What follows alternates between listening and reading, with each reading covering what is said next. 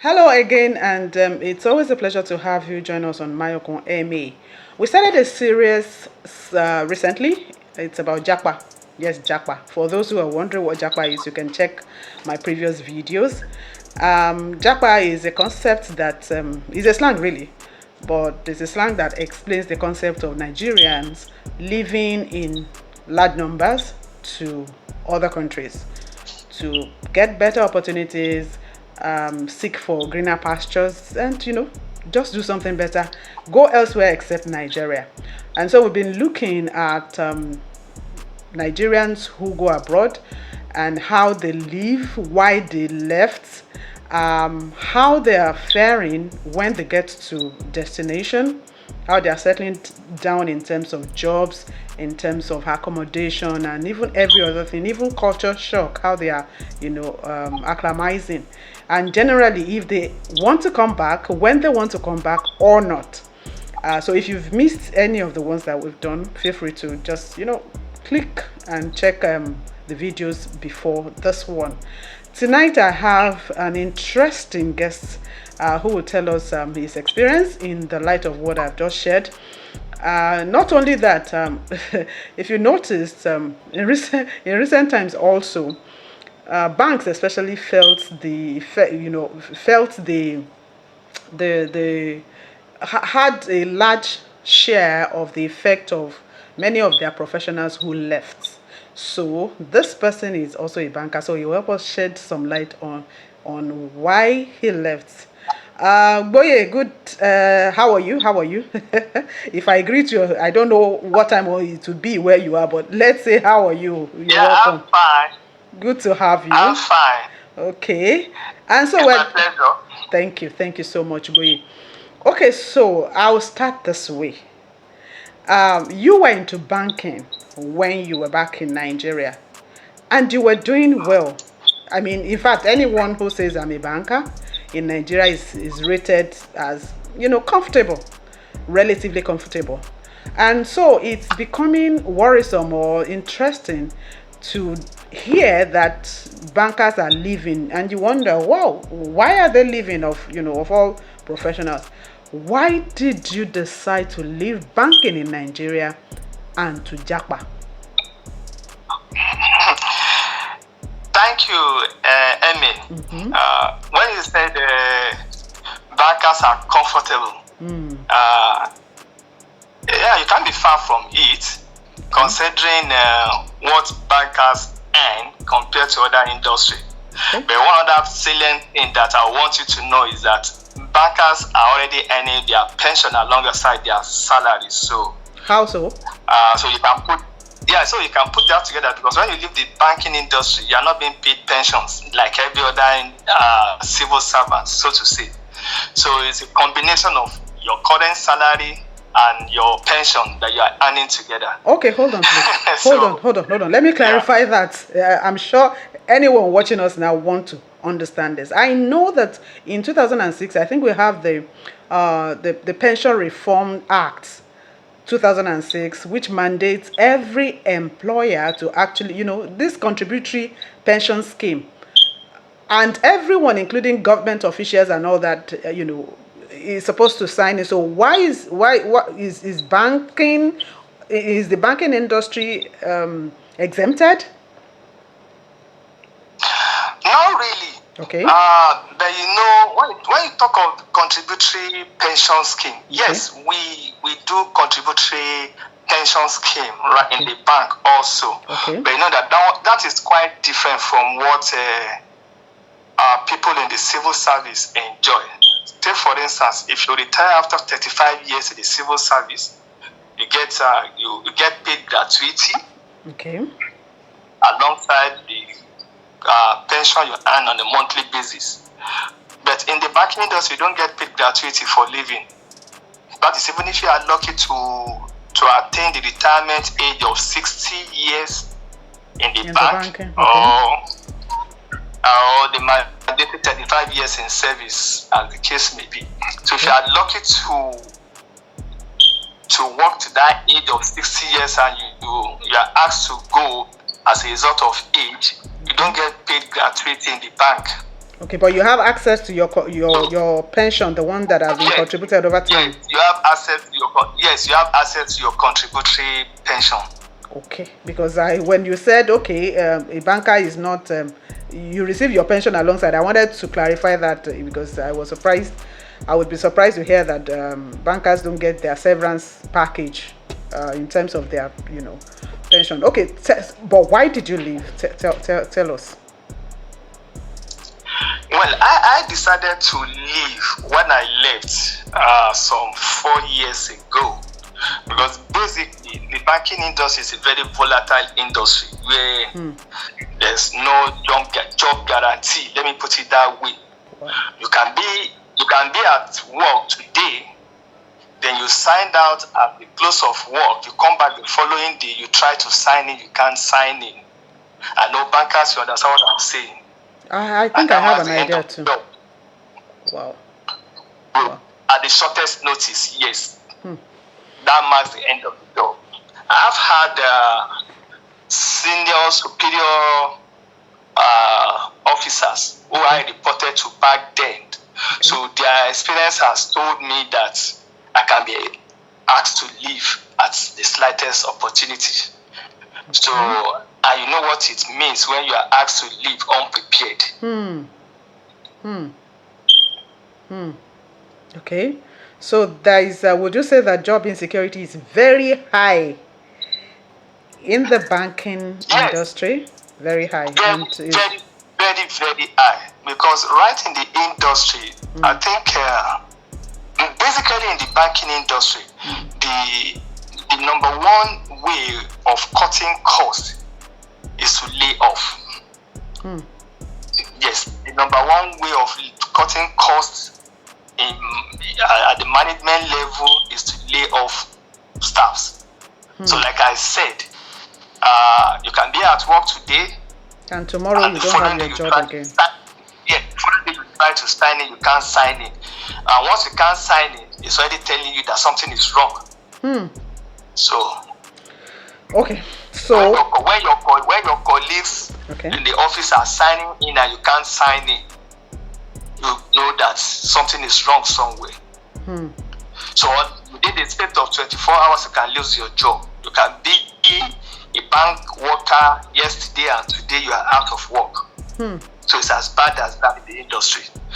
So I left, like I said, 4 years ago because I saw that the industry is so volatile. And it's peculiar to all bankers. We hardly have savings. Probably because we earn so much. Yes, probably because we earn so much. We have so lot of dependence on us. Wow. And to save is a problem. So you live by the next salary. Wow. And that is how it is. You live by the next salary. So you can imagine if you are thrown out, how do you manage? How do you still maintain the same lifestyle? Yes, your lifestyle. Let me put it that but many people, I know we're talking about Japa, but I always want to, for anything that we stumble on, I always want to ask questions so at least people can also understand better. People also are of the opinion that most bankers actually live large. Like it's as if they actually also enjoy living the big boy life or the big girl life. Apart from the fact that they have dependents on them, Not really. Even the job entails that you must live like a big boy. Decent. Yeah, you must live like a big boy. Let me use your word now, because you manage people's money. And if you need to manage my own money, your appearance will say a lot about you. That is why you see bankers in suits.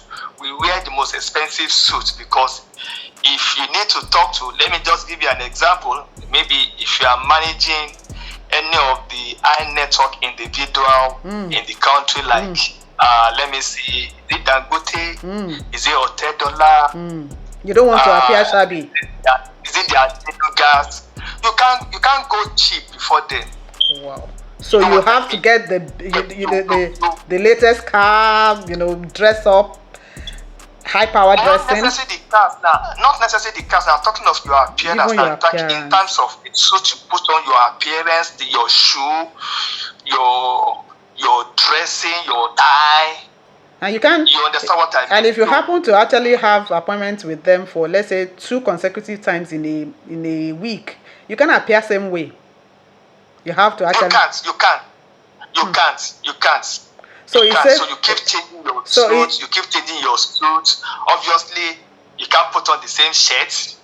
And your shirt too must be designer shirt. Your tie, everything about your shoe.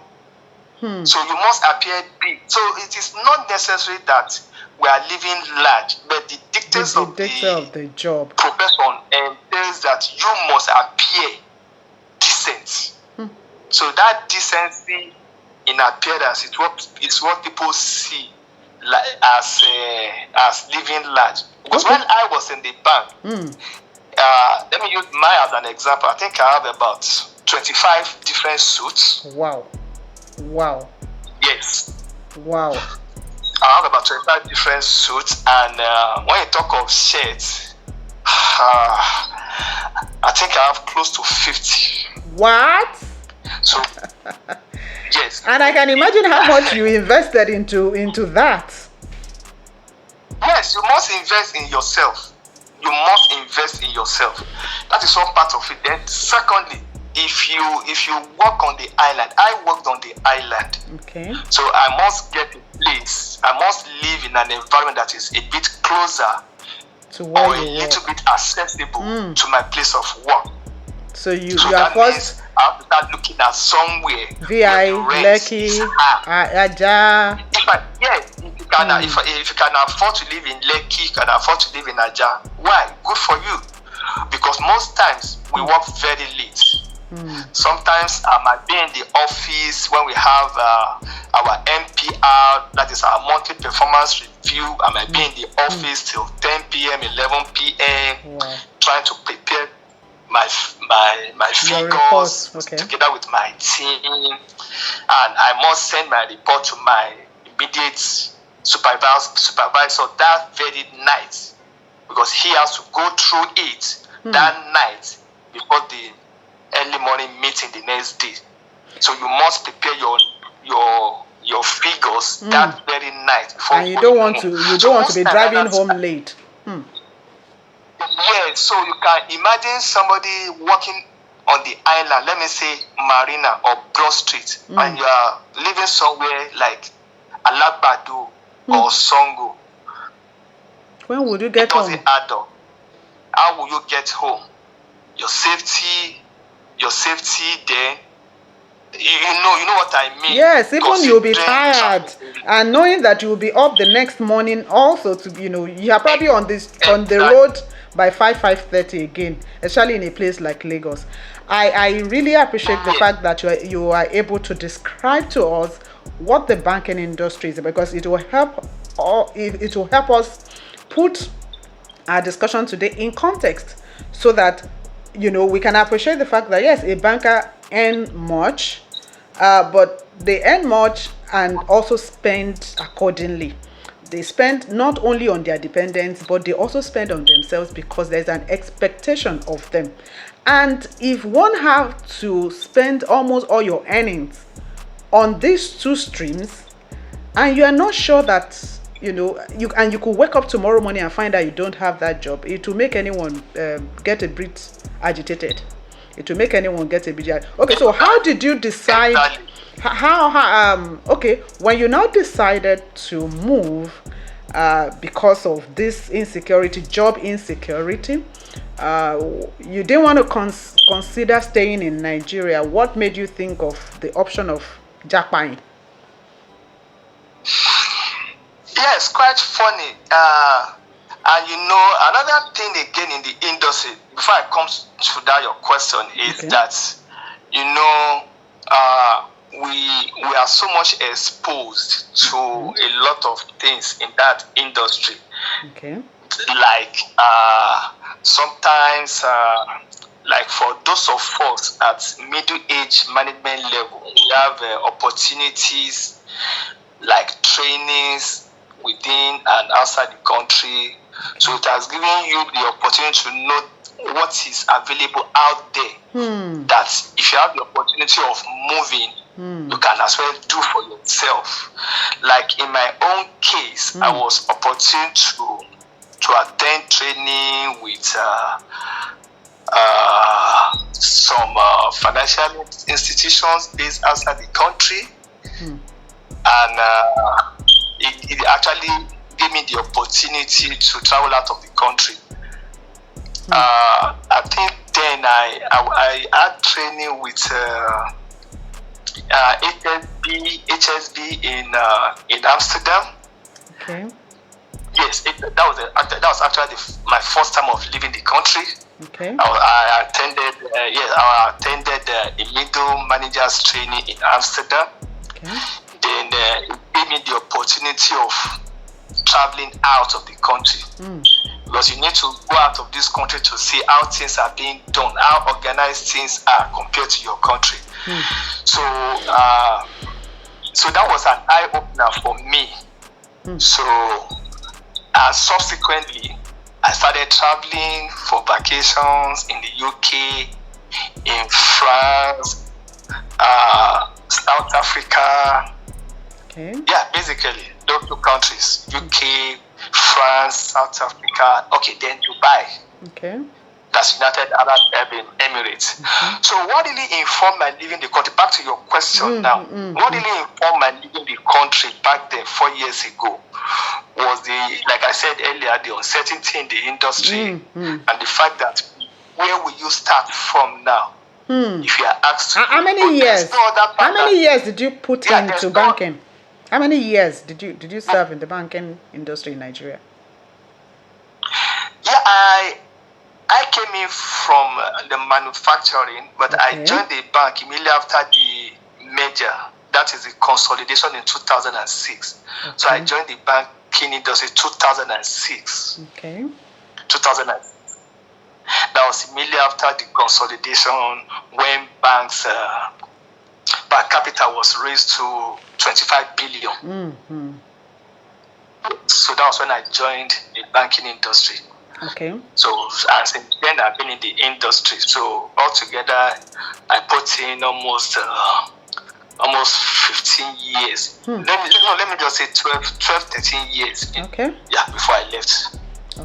Okay, please go ahead. I just wanted to know. Okay. So that actually informed the fact that I think it's time for me to leave. I wouldn't want to disclose much about the bank I worked with. Well, of course, don't. But we had some. Because we have some teething issues here and there, and I could see that by virtue of my position then, apart from being what we refer to as a branch manager now, I was able to relate with some other units and other departments.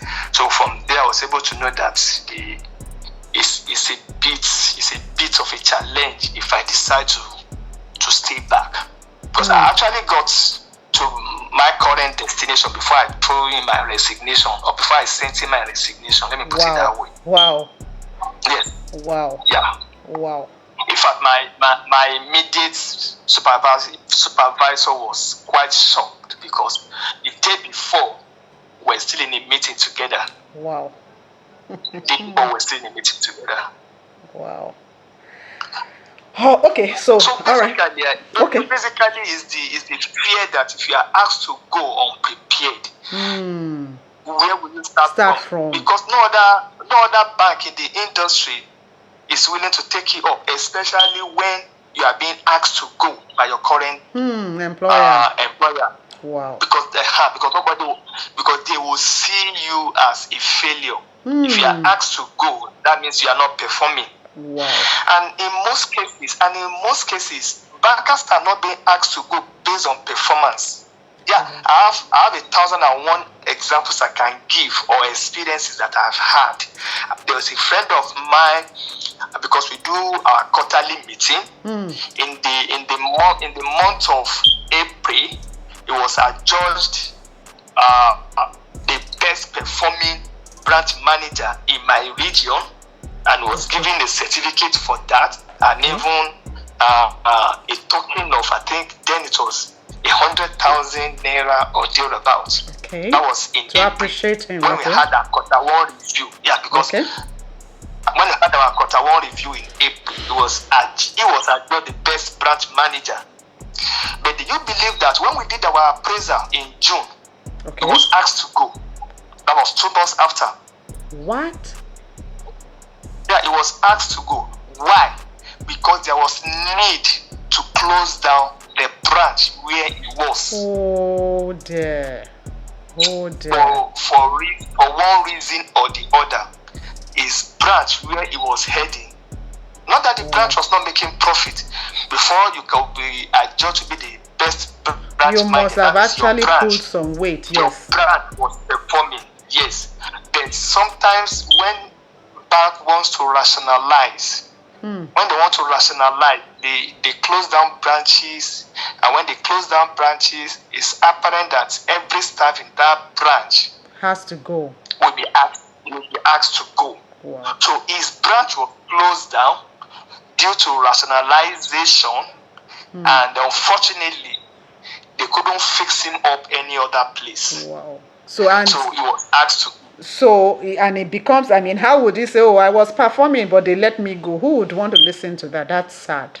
That's sad. Obviously, who wants to listen to that? So, if you are asked to go for one reason or the other, and you try to apply in other banks, the fact that you are asked to go, nobody wants to listen to the reason why you are being asked to go. They will just assume you must have been a non-performing staff. Exactly, you must have been a non-performing staff. That is one thing. Would you say? Okay, please go ahead. Okay. Then second is sometimes if management feels that the bank is not making enough profits. Okay. We do have our appraisers half yearly. Okay. That means every 6 months. We have our appraiser every June and December. Okay. So if the bank feels that there's need to rationalize, so after every appraisal like that, you can be sure that even if your appraisal score is on 65% now, you can still be asked to go. Because by the time the bank wants to rationalize, they will just take those of you at the lower end of the appraisal mark. Not that you have not attained the average mark of 50. Wow. But because some people just have to go. Wow. Together. So there's always a reason for staff to be asked to go. Then that is true. Then we look at age again. Age is another consideration when banks are requesting for staff rationalization. Okay. How old are you? For how long have you been on that grade without promotion? So there's what we refer to as age to grade consideration. Okay. How old are you?